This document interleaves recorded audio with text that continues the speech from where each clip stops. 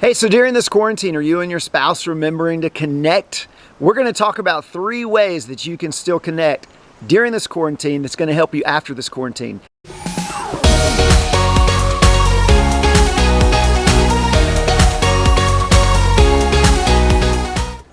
Well, depending on where you live, the quarantine is starting to lift. We'll see how long that lasts.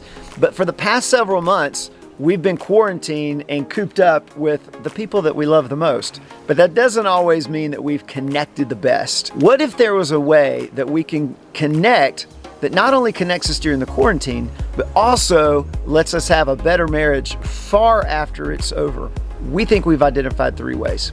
Well, the first way that we have figured out that we have got to stay connected is emotionally. I mean, let's be honest, my emotions have just been all over the place during this quarantine. One day, I'm like, yeah, we can do this, it's awesome.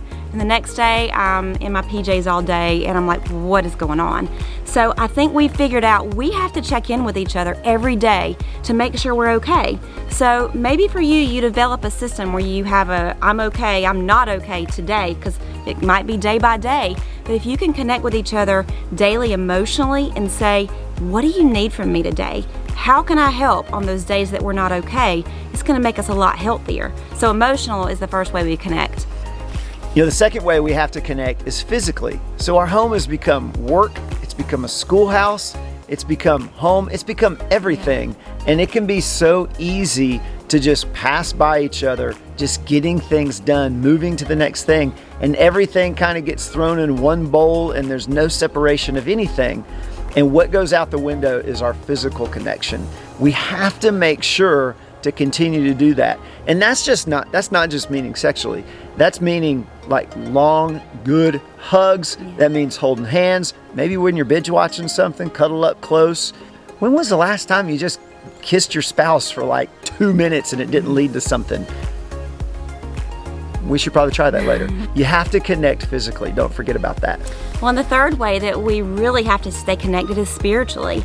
And I know that that's so personal for a lot of us. The relationship that we have with the Lord is very individual. And we connect with the Lord on different levels in different ways. And I might spend time just in a deep study, and Daniel might spend time in prayer on a daily basis. But we need to stay plugged in with each other and just make sure we are connecting spiritually with the Lord. Scripture says, as iron sharpens iron, so one man sharpens another. And we just have to keep in touch and say, hey, what are you doing? How are you connecting with the Lord? Or share with each other, this is what God taught me today, and this is how He's pulling me through this crazy quarantine and in a time when I really need to connect. Something else that's really been cool during this time is that we've been able to worship as a family on Sunday mornings with our online services, and maybe that's a great way for you to just connect spiritually. Sit down on Sundays or with your small group if they're still meeting over the internet somehow, and talk about it and say, here's what God's doing. And we need to remember what an important thing it is to connect with each other on a spiritual level. We're gonna go now because there's a massive bug connecting with my leg. Well, thanks for joining us today. Hey, don't forget to follow us on Facebook, Instagram, and subscribe to this channel, and have a great week.